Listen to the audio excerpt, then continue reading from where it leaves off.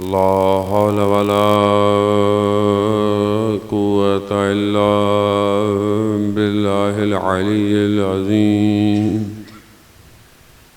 حسبنا الله ونعم الوكيل، نعم المولى ونعم النصير. أعوذ بالله من الشيطان الرجيم. بسم الله الرحمن الرحيم. الحمد لله الذي يؤمن الخائفين وينجي الصالحين ويزع المستكبرين ويهلك ملوكا ويستخلف آخرين.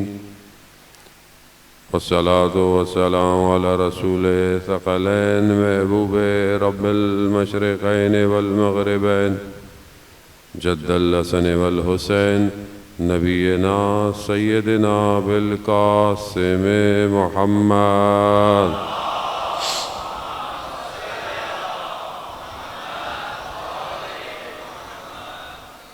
وعلى آله الطيبين الطاهرين المعصومين، لا سيما بقية الله في الأرضين. روحي وأرواحنا لتراب مقدم الفداء، ولعنة الله على أعدائهم أجمعين.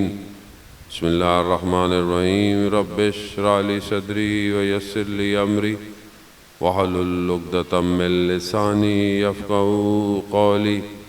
أما بعد، فقد قال الله سبحانه وتعالى في كتاب الحكيم والقرآن المجيد. بسم الله الرحمن الرحيم. إذا جاء نصر الله والفتح ورأيت الناس يدخلون في دين الله أفواجا فسبح بحمد ربك واستغفر إنه كان توابا. صلوات بيت محمد.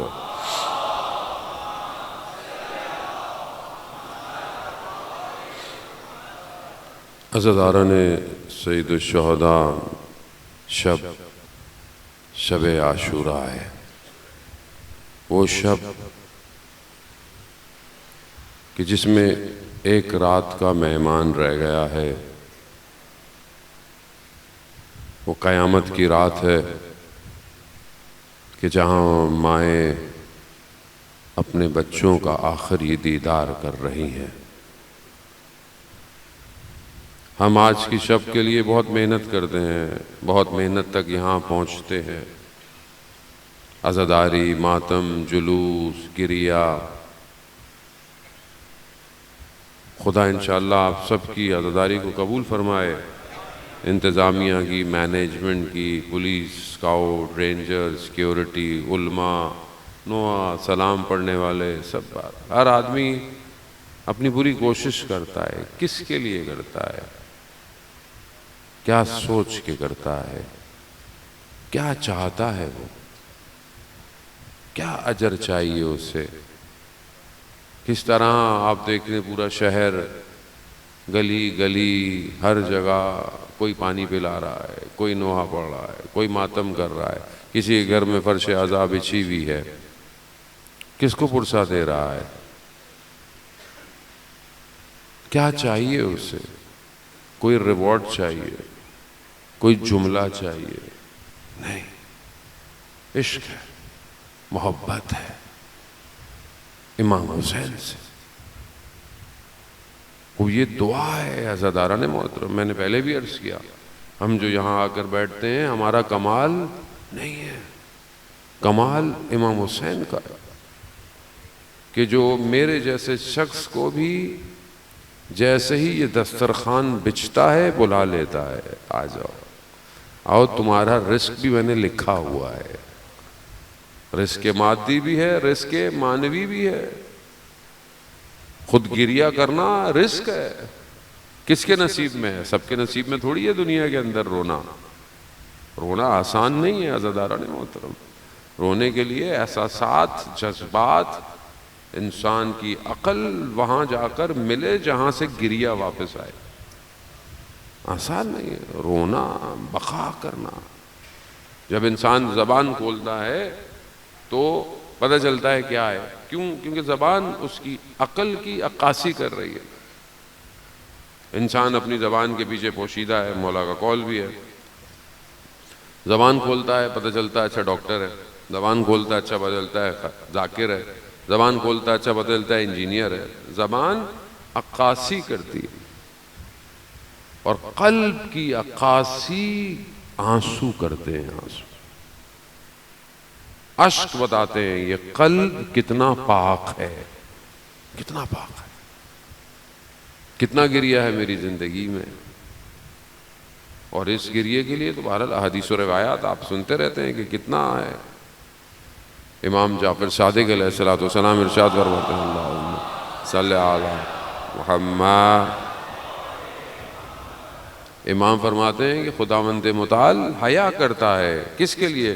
کہ جو امام حسین کے لیے گریہ کرے اسے جہنم کی آتش میں ڈالا.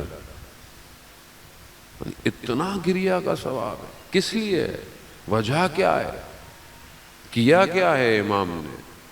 اسی کو بہرحال ہم سمجھنے کے لیے، سننے کے لیے اور پھر عمل کرنے کے لیے تمام علماء اکرام آپ کے درمیان میں موجود ہیں، آپ کے اپنے جو ہے وہ اس محلے کے، تاکہ وہ ایک پیغام تک پہنچے کہ جس کے لیے امام حسین کربلا آئے تھے. اور جو لوگ آئے تھے وہ عشق کی داستان لے کر آئے. بغیر عشق و محبت کے کوئی نہیں آ سکتا. محبت یا تو انسان واسطے سے کرتا ہے یا بغیر واسطے کے انسان محبت کرتا ہے. سید الشہداء سے محبت کرنے کے لیے کسی چیز کی ضرورت درمیان میں نہیں ہے. امام نے کام ایسا کیا ہے کہ 1400 سال گزرنے کے بعد بھی قلوب امام کے لیے تڑپ رہے ہیں. مرثیہ کا شعر سنتے ہیں آپ رونا شروع کر دیتے ہیں. کیا چیز ہے؟ کون سی چیز آپ کے ذہن میں آتی ہے؟ کون سی چیز آپ سب کو کنیکٹ کرتی ہے؟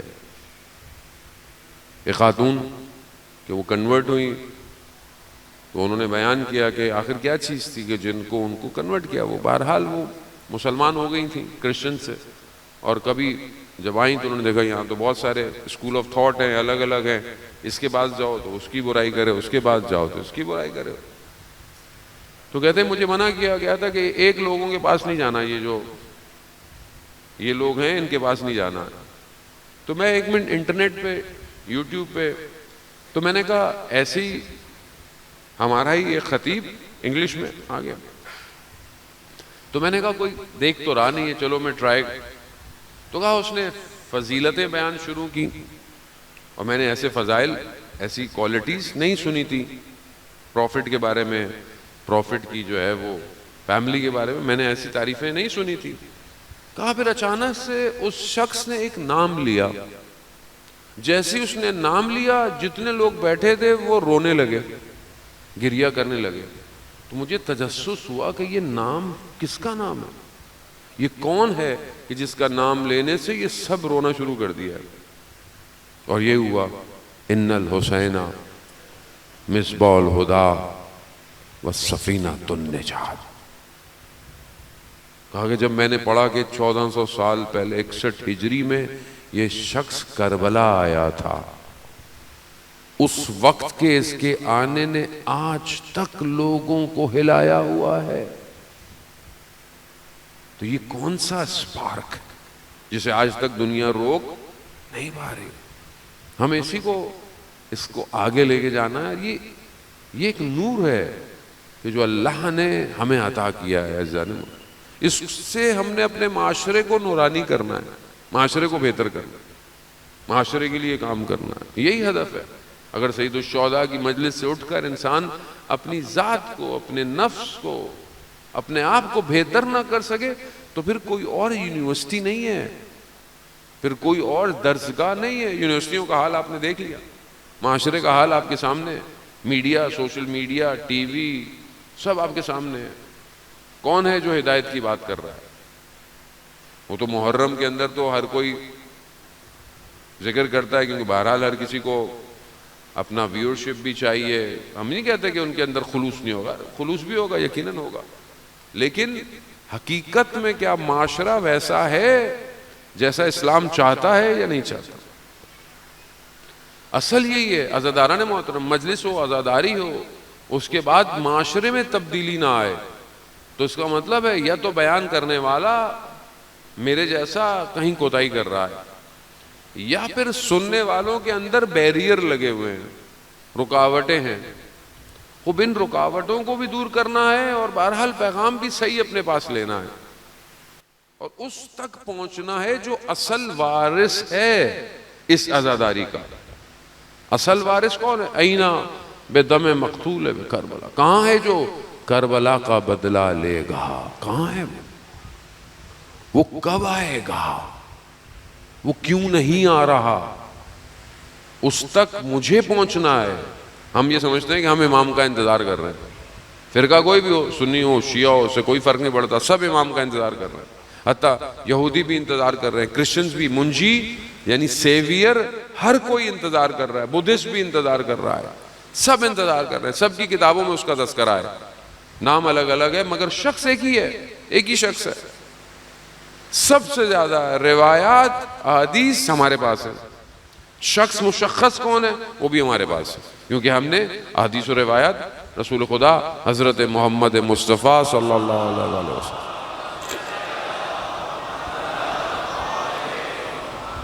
ہم نے رسول خدا سے لی کہ میرے بعد میرے 12 ہادی ہوں گے، نام بھی بتایا ہے، کتابوں میں بھی ہے۔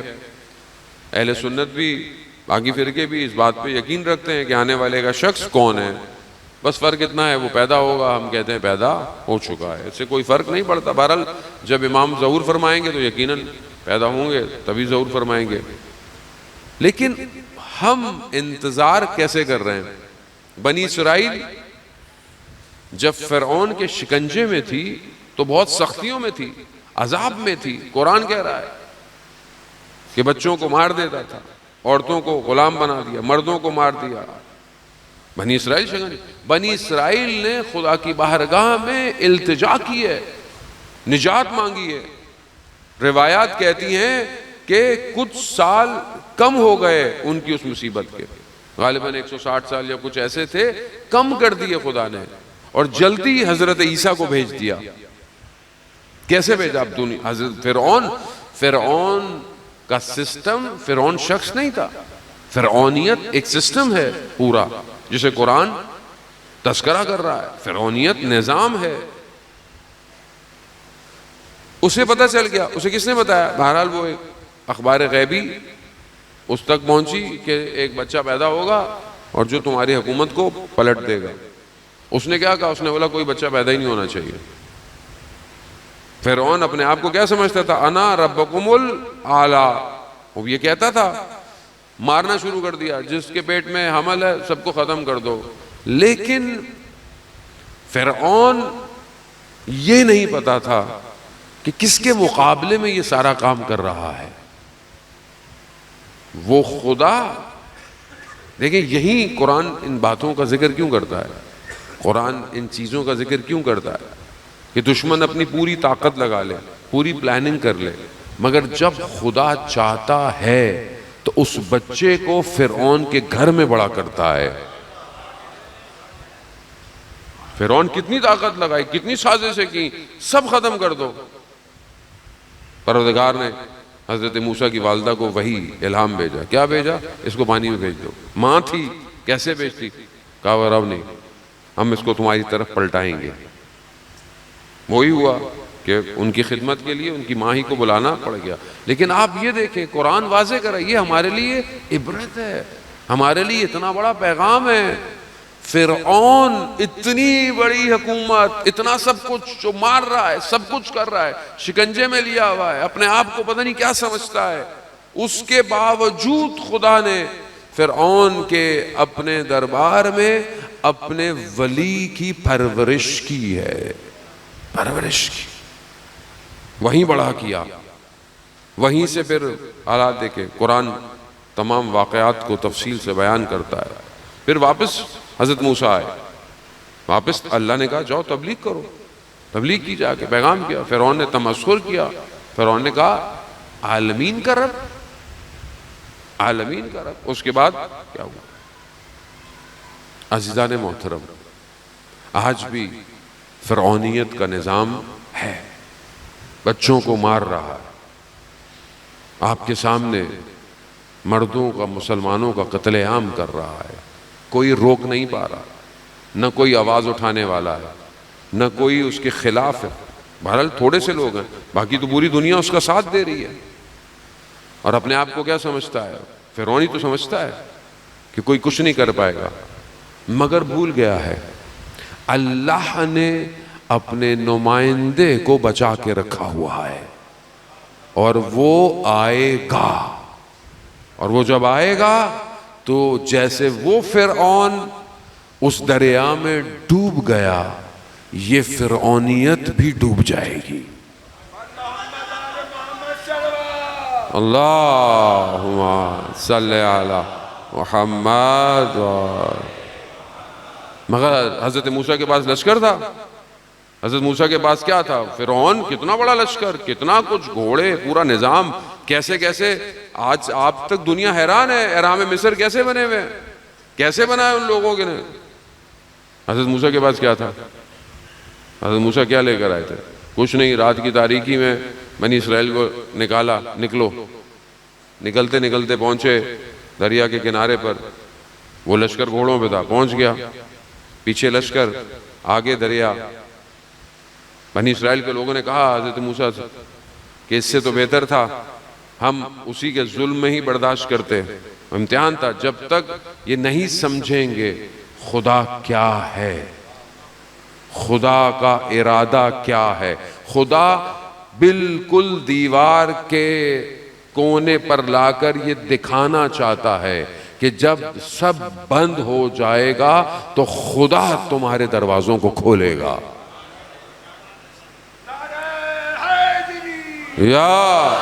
اور یہی ہوا، یہی ہوا۔ موسیٰ ان سے کہو میرا رب میرے ساتھ ہے، عصا، اسی عصا سے دریا میں راستے بن گئے۔ عزیزان محترم، قرآن یہ واقعات صرف ثواب کے لیے نہیں بیان کر رہا، تدبر کے لیے بیان کر رہا ہے، تفکر کے لیے بیان۔ جناب یوسف علیہ السلام، زلیخا نے 7 دروازے بند کر دیے، بند کر دیے، کچھ نہیں تھا۔ کہا پروردگار تیری پناہ چاہتا ہوں، کہا یوسف مڑ جا، بند دروازے کھول دیے۔ خدا، توحید کو سمجھے، کوئی طاقت اس کے سامنے کچھ نہیں کر سکتی۔ ایمان چاہیے۔ اسلام پہلی جنگ 313، کتنے گھوڑے تھے؟ تھوڑے سے۔ کتنی تلواریں تھیں؟ تھوڑے۔ سامنے کفار مکہ، ہزاروں کی تعداد میں لشکر ہے۔ رسول خدا رات کی تاریکی میں خدا کی بارگاہ میں دعا کر رہے ہیں، پروردگار نئے نئے ایمان لے کر آئے ہیں۔ اللہ، روایات کہتی ہیں، بیان ہوتا ہے کہ پروردگار نے کہا محمد ہم نے کب آپ کو تنہا چھوڑا ہے؟ نہیں چھوڑا۔ آج کیوں مسلمان کمزور ہو گیا ہے؟ سب کی بات نہیں کر رہا، جن کے پاس ولایت ہے وہ ابھی بھی کھڑے ہوئے ہیں، انہیں خدا کے وعدے پر یقین ہے۔ جنہوں نے کربلا سے درس لیا ہو وہ اپنی گردنیں کٹوا کر جیتنا جانتے ہیں، جانتے ہیں وہ ولا لبیک یا حسین، لبیک یا حسین، لبیک یا مہدی، لبیک یا مہدی، یا علی، اللہم صلی علی محمد وآلہ۔ عزیزان محترم، خوب کیا چیز ہے، کیا چیز کھڑا کرے گی؟ ایمان، مومن، کس پر؟ خدا پر، خدا کے وعدے پر، قرآن کی آیتیں جس کے وجود میں پیوست ہوں وہ کھڑا رہے گا۔ خدا کیا کہہ رہا ہے کہ جو خدا کی راہ میں مارا جائے گمان نہ کرو، گمان نہ کرو مردہ ہے، بل احیاء، بلکہ زندہ ہے، عند ربہم یرزقون، اللہ کے نزدیک رزق پا رہا ہے، گمان نہ کرو جو مار گیا۔ تو اب جو خدا کی راہ میں کھڑا ہو کر مار دیا جائے گا وہ مردہ ہے۔ کربلا والے یزید کیا سمجھا، ان کو کربلا میں بلاؤں گا سب ختم ہو جائے گا، وہاں ہزاروں کا لشکر، یہاں تھوڑی سی تعداد۔ وہ کیا سمجھ رہا تھا کہ کیا بدن یہیں رہ جائیں گے تو یہ مقصد فنا ہو جائے گا؟ نہیں، یہ بدن ذات خداوند متعال کے لیے فنا ہوئے۔ خدا نے انہی بدنوں کو روشنی بنا دیا۔ آج لوگ ہر دنیا میں، ہر شہر میں، ہر مکتب میں، آپ دنیا کی طرف رجوع کریں، آج پوری دنیا میں آپ سوچیں انٹرنیٹ سیٹلائٹ کا دور ہے، مجلس لائیو جاری ہے، آپ ڈیٹا ڈاؤن لوڈ ہو رہا ہے، کیا چیز آج کی رات پوری دنیا کا اگر سروے کیا جائے کہ جو ڈیٹا ہوا میں فلوٹ ہو رہا ہے اس میں کون سی چیز ہے جو فلوٹ ہو رہی ہے پوری دنیا میں، اگر آج کوئی آواز سب سے زیادہ گونج رہی ہے تو وہ حسین کی ہے۔ یا حسین، حسین یعنی فضائیں، ہوائیں سب سن رہی ہیں، حسین کا ہے سب کچھ، کیونکہ امام نے اپنا سب کچھ خدا کے لیے قربان کیا۔ یہ خدا ہے کہ جس نے اپنا سب امام حسین کو دے دیا۔ اسی لیے تو ہے کہ روایت ہے چڑے معصوم سے کہ تم گریہ کر کر حسین پر اٹھتے نہیں ہو، خدا تمہارے گناہوں کو ایسے معاف کرتا ہے جیسے ماں کے پیٹ سے پیدا ہوئے ہو۔ اس میں میرا کمال نہیں ہے، آپ کا کمال نہیں ہے، کمال حسین ابن علی کا ہے۔ یہ داستان صرف ظاہری داستان نہیں ہے، کائنات کے باطن پر امام حسین کی کشتی خون کے ساتھ چل رہی ہے، خون کے ساتھ چل رہی ہے، اور اسے کوئی روک نہیں پائے گا، اسے کوئی روک نہیں سکتا۔ لبیک یا حسین، لبیک یا حسین، لبیک یا حسین، اللہم صلی علی محمد۔ اذان محترم، بس اس انرجی کو، اس نور کو بچا کے رکھیں، بس اتنا سا کام ہے۔ یہ بچ کے رہے گا تو یہی کارواں امام کے ساتھ متصل ہو جائے گا۔ آخری زمانہ ہے، امتحان بھی ہے، آزمائش بھی ہے، فتنہ بھی ہے، فساد بھی ہے، سب کچھ ہے، آزمائش بھی ہوگی، امتحان بھی ہوگا، کیونکہ ولایت آسان نہیں ہے، ولایت قیمت مانگتی ہے، اور ولایت کے لیے بڑی قیمت دینی پڑتی ہے۔ آزمائش بھی ہوگی، امتحان بھی ہوگا، آزمایا جائے گا، مشکلات بھی ہوں گی۔ امام جعفر صادق علیہ السلام کا صحابی ہے، اللہم صلی علی محمد۔ امام کا صحابی، امام کی خدمت میں کہا میرا دوست ہے جو حکومت میں کام کرتا ہے، آپ سے ملنا چاہتا ہے۔ امام نے کہا ملو، ملنے آیا، امام کی خدمت میں آیا۔ بولے کیا کام کرتا؟ پیسوں کا کام تھا، اکنومیکل اقتصاد کا کام تھا۔ کہا مولا میرے لیے بہشت کی ضمانت دیں گے، جنت میرے لیے کریں گے؟ امام نے کہا ایک شرط، کہا جو تم نے اتنے عرصے لوگوں سے مال لیا ہے واپس کر دو، کیونکہ ظلم کیا ہے، حکومت میں تھا ظاہر ہے۔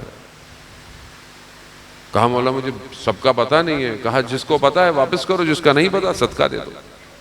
چلا گیا، جو کچھ تھا دے دیا، یہاں تک کہ بدن پہ کپڑے نہ رہے۔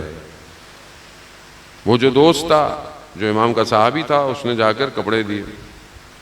کچھ دن گزرے، مریض ہو گیا، اس کو بلایا، یہ گیا، بستر پر ہے، آخری وقت ہے۔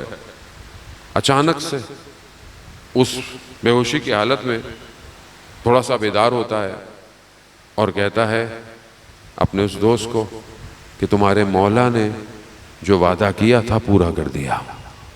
یہ کہتا ہے اور روح پرواز کر جاتی، گزر جاتا ہے۔ اب یہ جو مولا کا صحابی ہے، مولا کی خدمت میں جاتا ہے، جیسی جاتا ہے مولا خود کہتے ہیں علی ہم نے تمہارے دوست کے ساتھ وفا کر دی، یعنی اگر امام کی محبت، امام کی شفاعت، امام کی نگاہ چاہیے تو انسان ظلم نہ کرے۔ کس کے اوپر؟ دوسروں کے اوپر۔ سب سے پہلا ظلم اپنے اوپر ہے۔ حرام لقمہ، حرام نگاہ، حرام سننا، حرام بولنا، حرام سوچنا، یہ اپنے اوپر ظلم ہے۔ لا الہ الا انت انی کنت من الظالمین، میں ظالمین میں سے، لا الہ الا انت۔ جانے محترم حضرت یونس نے کب کہا یہ حضرت یونس کا ذکر ہے نا، کہ جب وہ مچھلی کے پیٹ میں تھے، نبی تھے، غلطی نہیں کی، معصوم ہوتا ہے، گناہ نہیں کیا، نعوذ باللہ، ترک اولا کیا، پھر بھی مچھلی کے پیٹ میں چلے گئے اور وہاں یہ ذکر کرتے رہے، لا الہ الا انت سبحانک انی کنت من الظالمین۔ لا الہ الا یعنی کوئی نہیں ہے معبود سوائے تیرے، ساری تعریف تیرے لیے، تو منزہ ہے۔ انی کنت من الظالمین، میں ظالمین میں سے ہوں۔ اللہ کے نبی تھے، غلطی نہیں کی، ذکر کر رہے ہیں۔ پھر آپ نے دیکھا آگے قرآن کی آیت ہے فَاسْتَجَبْنَا لَهُ وَنَجَّيْنَاهُ مِنَ الْغَمِّ وَكَذَلِكَ نُنْجِي الْمُؤْمِنِينَ۔ خدا نے مستجاب کیا دعا کو۔ عزیزان محترم، آپ سب جوان ہیں، آپ کے دل پاک ہیں، میں اپنے لیے کہہ رہا ہوں، میں اپنی زندگی میں کتنی کوتاہی کرتا ہوں، کتنی غلطی کرتا ہوں۔ کیا کبھی سجدے میں جا کر میں نے کہا لا الہ الا انت سبحانک انی کنت من الظالمین؟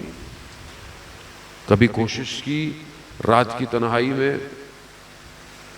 میں اپنی بات کر رہا ہوں، میں ظاہر ہے میں اپنے آپ کو جانتا ہوں، میں آپ کو تو نہیں کہہ سکتا، مجھے رات میں مناجات کی توفیق کیوں نہیں ہوتی؟ میں پورا دن گزر جاتا ہے، مجھے محسوس نہیں ہوتا کہ ایک کمی ہے آج کے دن۔ کیا کمی ہے؟ میں نے کلام الہی نہیں پڑھا آج، مجھے محسوس کیوں نہیں ہو رہا؟ یہ میری ضرورت ہے نا، روح کی ضرورت ہے، بدن کی ضرورت ہے۔ اتنا صحیفہ سجادیہ بھرا ہوا ہے دعاؤں کا، زندگی گزر گئی، کبھی میں نے کھولا نہیں، دیکھوں تو صحیح کیا ہے۔ اردو میں پڑھے، کون کہتا ہے عربی کے اندر پڑھے؟ اردو میں پڑھے۔ اس کی بارگاہ میں مجھے رونا نہیں آ رہا، خشیت نہیں آ رہی، میں کھڑا نہیں ہو رہا۔ کبھی تو ہو، کبھی تو موقع ملے، کوئی تو رات ہو میری زندگی کی ایسی کہ جہاں میں ہوں اور وہ ہو، بس۔ کیوں نہیں ہو رہا؟ مطلب ہے دنیا، کوئی تو ہے دنیا میں، کوئی تو گڑبڑ ہے۔ مجھے معاشرے نے حرام کو اتنا عادی بنا دیا ہے کہ مجھے محسوس ہی نہیں ہو رہا کہ حرام کام ہو رہا ہے۔ نارمل ہے مولانا صاحب، یہ تو سب نارمل ہے، یہ تو سوسائٹی ایسی ہے۔ عزیزان محترم، میں خود اپنے آپ کو گرفتار پا رہا ہوں، خود اپنے آپ کو مشکل میں دیکھ رہا ہوں، خود مصیبت میں دیکھ رہا ہوں۔ آپ یقین کریں مجھے کوئی اور دروازہ نظر نہیں آتا سوائے اس در کے۔ یہی در ہے کہ جہاں میں خود اس لیے آتا ہوں کہ بخشش کا باعث بنے، باقی کچھ بھی نہیں ہے۔ نماز کیسی ہے میں جانتا ہوں، باقی میرے اعمال کیسے ہیں میں جانتا ہوں۔ کوئی چیز اگر بچائے گی تو یہ گریہ ہے سید الشہداء۔ بس کوشش کریں، آپ جوان ہیں، فرصت ہے، انرجی ہے، خوراک جو کھاتے ہیں خدا سے دعا مانگا کریں۔ کھانے سے پہلے لقمہ جب ہاتھ میں ہو کہیں پروردگار یہ لقمہ جب میرے وجود میں جائے تو میں اس طاقت سے کوئی گناہ نہ کروں، پروردگار۔ یہ یا یہ طاقت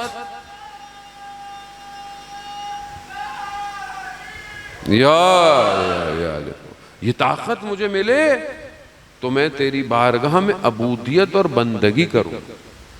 بندگی صرف مسلح پہ نہیں ہے، سارے کام. یہ انرجی آ گئی، خدا نہ خواستہ انسان کے اندر زور آ گیا، کسی کا حق کھا لیا، کسی سے بدتمیزی کر لی. جوان ہو رہے ہیں بچے ماشاءاللہ، جوان ہیں، ماں باپ کے آگے اف کر دیا. اف، قرآن کیا کہہ رہا ہے؟ اف اف نہیں کرو. اف. چھٹے امام فرماتے ہیں اگر اس سے بھی کوئی کم ہوتا نا جملہ تو قرآن اس کو لے کر آتا. اور آج ہم اپنے والدین سے کیسے بات کرتے ہیں، کتنی ہماری آواز اونچی ہو جاتی ہے. اور یہ والدین کے لیے بھی ہے. والدین بچوں کے ساتھ کیا کر رہے ہیں؟ بچوں کو سمجھنے کی ضرورت ہے، جوان کو سمجھنے کی ضرورت ہے. جوان کو زبردستی نہیں کرنی ہے آپ نے. اس جوان کو سمجھیں جس مشکلات میں یہ جوان ہے آج کا، کسی دور میں جوان اتنی مشکل کا شکار نہیں رہا. جتنا آسان گناہ آج ہے کسی زمانے میں نہیں تھا. اس جوان کو میں سلام کرتا ہوں اذان محترم. بہرحال بعض اوقات ہم سے لوگ کہتے ہیں کہ جوان ایسے ہوگا، جوان ہو گئے، مگر میں نہیں دیکھتا اگر یہ جوان اچھا نہ ہوتا تو آج فرش عزا پہ نہیں بیٹھا ہوتا. اللہم صلی علی محمد وآل محمد. اس کے دل پاک ہیں، اس جوان کے اندر یہ کیفیت ہے. یہ ہماری ذمہ داری ہے کہ بہرحال ہم اس کو مولڈ کریں، اس انرجی کو صحیح طرف لے کے جائیں. یہ جوان پاک ہے، یہ جوان ایسے نہیں آیا ہوا. وہ اسے والدین کو بھی سمجھنا چاہیے. ایک رجب علی خیاط کا شاگرد، رجب علی خیاط بہت بڑے عارف تھے. ان کو درس میں گاڑی میں لے کے جاتا تھا. اچانک سے دیکھا کہ وائف کو، اس کی زوجہ کو درد ہو گیا، شدید درد ہو گیا کمر کے اندر، کہ درد میں چیختی ہے. تو کہا مجھے ان کو بھی چھوڑنا ہے تو تم بھی گاڑی میں آ جاؤ، میں تمہیں ان کو چھوڑ کے تمہیں ہاسپٹل لے جاؤں گا. ان کو گاڑی میں بٹھایا، لے کے جانے لگے. کہا کہ ان کو کہ یہ میری زوجہ ہیں، بہت تکلیف میں ہیں، مجھے ان کو ہاسپٹل چھوڑنا ہے، آپ ان کے لیے دعا کریں. انہوں نے بولا دعا سے کچھ نہیں ہونے والا. کہا کیوں؟ کہا بچے کو تمہاری غیر موجودگی میں، چھوٹا بچہ تھا، انہوں نے بہت زور سے مارا ہے اس کو، یہ اس کی آہ نکلی ہے. تو کہا کیا کریں؟ کہا گھر جاؤ، کچھ کھلونے کچھ لے کر جاؤ، بچے کو خوشحال کرو، چھوٹا بچہ ہے. وہ بعض اوقات والدین کو بھی، بہرحال آج کے والدین بھی سمجھنے کی کوشش کریں، بچوں کو بھی بہرحال والدین کو. عزیزان محترم، معاشرہ ایسے ہی تشکیل پائے گا، ورنہ جو نیکی کی ہے نکل جائے گی. میں ہر روز یہ بات ریپیٹ کرتا ہوں. آپ یہاں سے نیکی کر کے اٹھے، باہر گئے، کسی نے رستہ یوں کر دیا، کسی نے روک دیا، کسی نے پانی اڑا دیا، آپ طیش میں آ گئے، آپ نے جملے جو ہے وہ عنایت کر دیا اگلے والے کو، ساری نیکی گئی. شیطان ایکٹیو ہے، آپ کی نیکیوں کو کھینچ لے. اور جب تک آپ ٹھیک نہیں ہوں گے، آپ معاشرے کو امام تک نہیں پہنچا سکتے، نہیں پہنچا سکتے. عزیزاران میں یہی پیغام تھا، اس سے زیادہ میں بہت زیادہ آج کی شب آپ کو نہیں دینا چاہتا. آپ نے بہت سی جگہوں پہ جلوس بھی ہے، ماتم بھی ہے، عزاداری بھی ہے، اور شب ویسے بھی شب گریے کی شب ہے. امام نے آج کی شب کو 3 حصوں میں تقسیم کیا. 3 حصوں.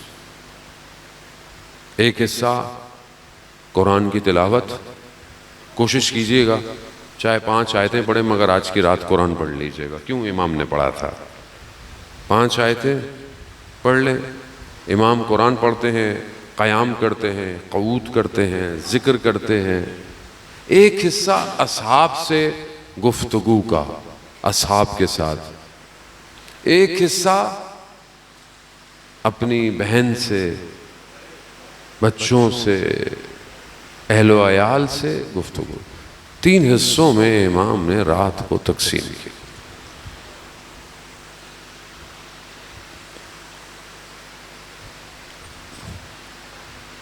ہم تھک کر سو جائیں گے،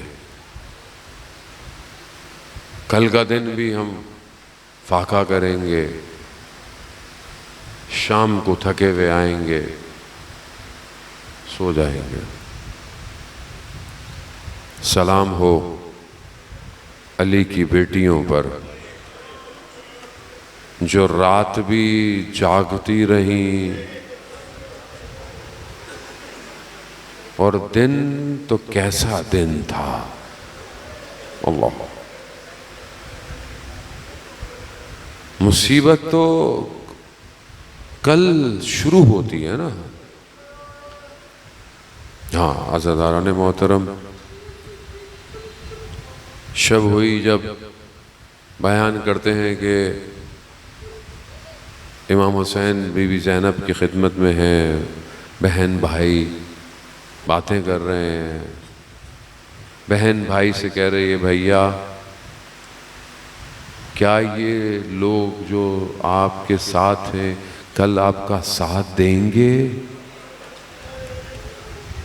بعض بیان کرتے ہیں کہ امام اپنی بہن کو اصحاب کے خیموں کی طرف لے کے گئے، اندر اصحاب ہیں، باہر جناب حبیب ابن مظاہر تمام صحابیوں کو لے کے بیٹھے ہوئے ہیں اور کہہ رہے ہیں کہ دیکھو صبح دیر نہیں کرنا، کہیں آل رسول پہلے چلے جائیں۔ پھر بنی ہاشم کے خیموں کی طرف گئے تو دیکھا جناب عباس بنی ہاشم کو لے کر بیٹھے ہیں، اور کیا فرماتے ہیں؟ کہا کہ دیکھو ہم نے ان کو بلایا ہے، وہ ہمارے مہمان ہیں، یہ نہ ہو کہ وہ ہم سے پہلے چلے جائیں۔ یعنی عجیب عشق کی مقام ہے، ہر کوئی پہلے جانا چاہتا ہے، ہر شخص پہلے جانا چاہتا ہے، کوئی رکنا نہیں چاہتا۔ مسلم ابن اوسجا آج کی رات ان کے چہرے پر مسکراہٹ آتی ہے۔ حبیب کہتے ہیں مسلم مسکرانے کی رات نہیں ہے۔ کہا نہیں، میں اس لیے مسکرا رہا ہوں میرے اور خدا کی ملاقات میں چند ساعتوں کا فاصلہ رہ گیا ہے۔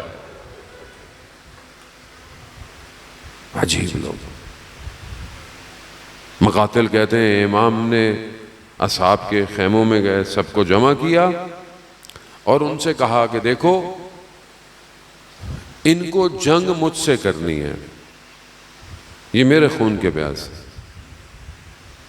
میں تم سب سے بیعت ہٹاتا ہوں، چلے جاؤ چلے جاؤ، انہیں تم سے کچھ نہیں لینا، جس نے جہاں جانا ہے وہاں چلا جائے۔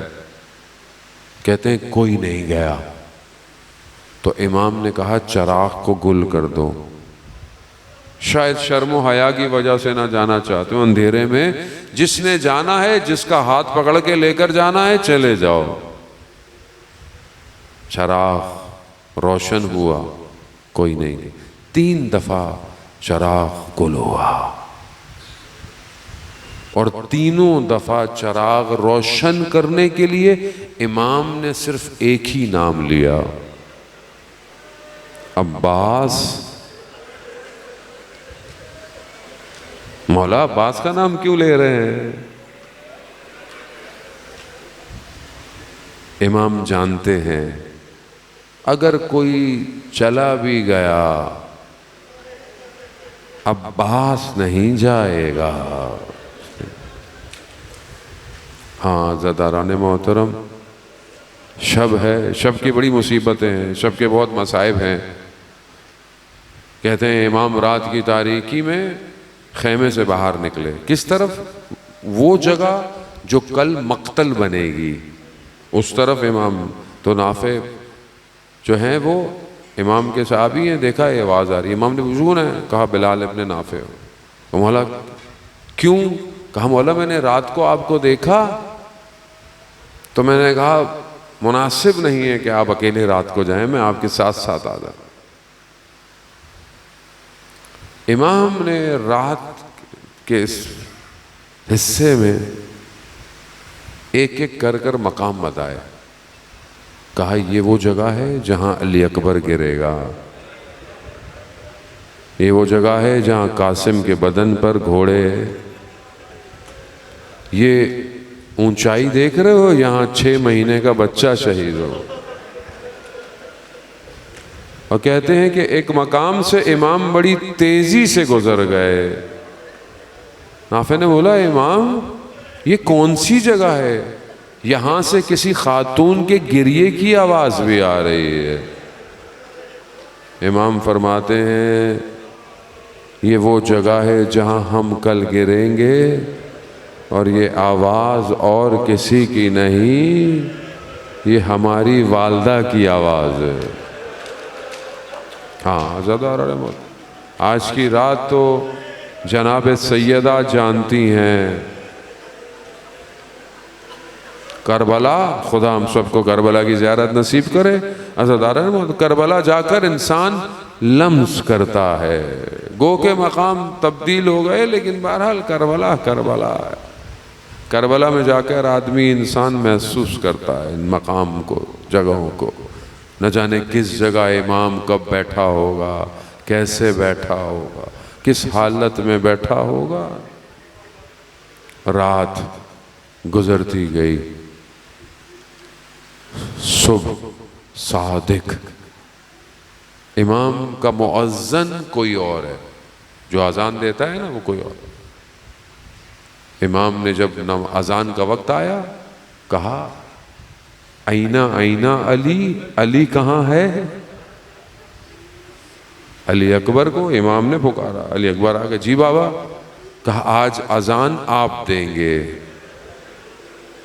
وقت ابھی تو وقت ہے بہرحال اذان میں، لیکن آپ اذان علی اکبر بھی سنیں گے.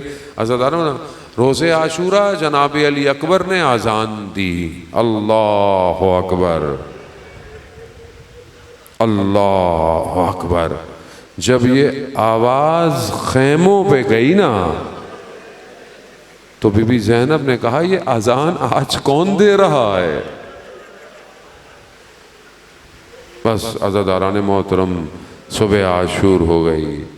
ایک ایک کر کر جانے لگے.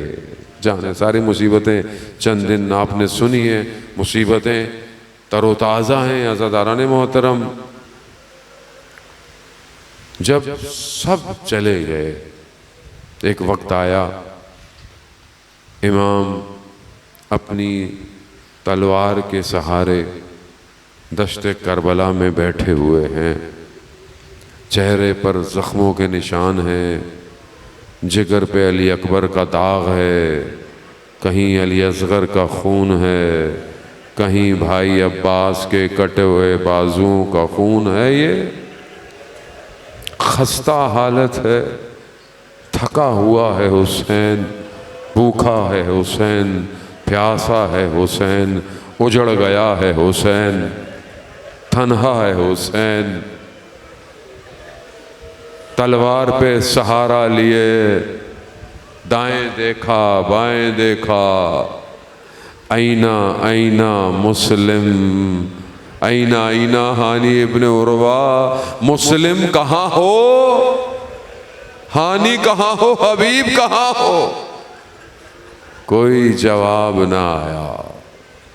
سب بدن بکھرے پڑے بکھرے پڑے. وقت آیا، ندائے آسمانی آئی ہوگی حسین بس کرو آؤ. امام خیمے میں گئے. بہت مشکل وقت ہے یہ جو وداع ہوتا ہے نا، یعنی خدا حافظ کرنا بہت مشکل ہوتا ہے. اور اس وقت زیادہ مشکل ہوتا ہے جب پتہ ہو کہ جانے والا واپس نہیں آئے گا. بہت مشکل. کتنا آسان. بہن اور بھائی خیمہ، مقتل خاموش. صرف یہ کہا کہ ماں کی نشانیاں تھیں، بھائی کو دے دی، کرتا دیا، چیزیں دی، باقی گفتگو کیا ہوئی ہے؟ خاموش. بس امام کی سواری خیمے سے باہر نکلی. اب امام کی سواری چلنا شروع ہوئی تو دیکھا سواری رک گئی ہے. کوئی ہے جو سواری کو روک رہا ہے. امام نے دیکھا چھوٹی سی بچی ہے، ہاں زیادہ مجھے بڑی محبت ہے اس بچی سے. ہم خادم، ہم نوکر، ہم غلام، ہم تو ہاتھ جوڑ کے ہی کہتے ہیں اے بنت الحسین ہمارے ہاتھ خالی ہیں، روز قیامت اپنی دادی سے ہماری شفاعت کروا دیجیے گا. چھوٹی سی بچی ہے، صبح سے دیکھ رہی ہے. اتنا بچہ چھوٹا ہوتے ہوئے اتنی طاقت، صبح سے دیکھ رہی ہے. جو گیا واپس نہیں آیا. آیا تو کیا آیا؟ بھائی علی اکبر گیا، بھائی قاسم گئے، اونو محمد گئے، علی اصغر بھی گئے، اور جس سے بڑی امیدیں تھیں چچا عباس. چچا عباس کا تو بدن بھی نہیں آیا.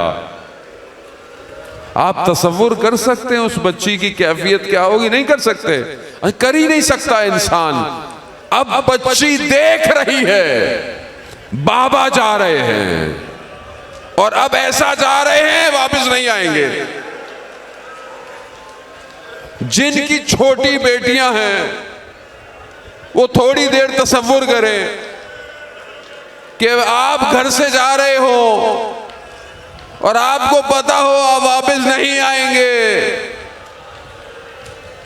نہیں کرتے. آپ بولیں گے بچی کو لے جاؤ، سامنے نہ لاؤ. روز باپ گھر سے باہر جاتا ہے، روز جاتا ہے. چھوٹی بچی باپ کو سب سے آخر میں ملتی ہے، آخر میں، اور ہر وقت پوچھتی ہے.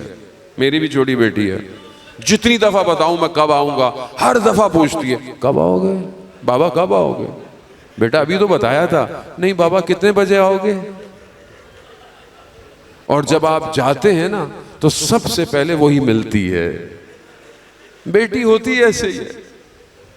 میرا سلام ہو اس بچی پر جسے یہ یقین ہو گیا تھا کہ بابا واپس نہیں آئے گا.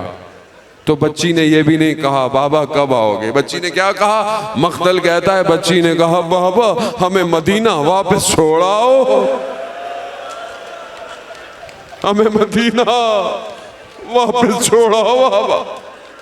امام نے کہا بیٹا اب دیر ہو گئی ہے. امام نے بچی کو گلے لگایا، گریہ کیا. کہتے ہیں امام نے بچی کو کچھ کہا، بچی خاموش ہو گئی. کیا کہا خدا جانتا. امام کی سواری چلنا شروع ہوئی. دیکھا پیچھے سے ایک آواز آئی، مہلن مہلن یبن الزہرا، آہستہ چلو زہرا کے لال. میری ماں کی کمائی، میری ماں کی آخری نشانی، مہلن مہلن یبن الزہرا، آہستہ چلو زہرا کے لال. بی بی زینب پیچھے پیچھے. بھائی گیا واپس نہیں آئے گا. کیا آئے گا یہ بہن جانتی ہے. بھائی نے مڑ کر پیچھے دیکھا. خدا آپ کو اس کا اجر دے. یہی حق ہے رونے کا. عزیزان محترم رو لیجئے، آج کی رات ہے. کل آپ امام حسین پر نہیں روئیں گے، کل جلتے ہوئے خیموں پر روئیں گے. امام نے مڑ کر دیکھا، کہا بہن ابھی تو مل کر آیا ہوں. کہا بھیا ماں کی وصیت یاد آ گئی ہے. ماں کا نام سننا تھا. حسین اپنی ماں پہ قربان. نیچے اترا. بہن نے تیت الحنک کا کپڑا ہٹایا، گلے پہ بوسے دینا شروع کیے. ماں جانتی تھی میرا پیاسا بیٹا دشت کربلا میں کند خنجر چلے گا. اور یہی ہوا. وقت گزرا، حسین زین سے زمین پر آیا. جس کے پاس پتھر تھے، جس کے پاس لکڑیاں تھی، سب ہجوم آور ہوئے. امام نے محسوس کیا کچھ بھاری پن ہے. کیا دیکھا؟ شمرون جالسن علی صدر شمر سینے پر بیٹھا ہے. ارے وہ بہن چند قدموں کے فاصلے سے دیکھ رہی ہے میری ماں کی کمائی. کند خنجر چلنا شروع ہوا. ایک ضربت، دو ضربت، یہ 12 ضربتیں جب نہ چل پائی، شمر نے ہاتھ ڈالا، پیچھے سے کھینچا،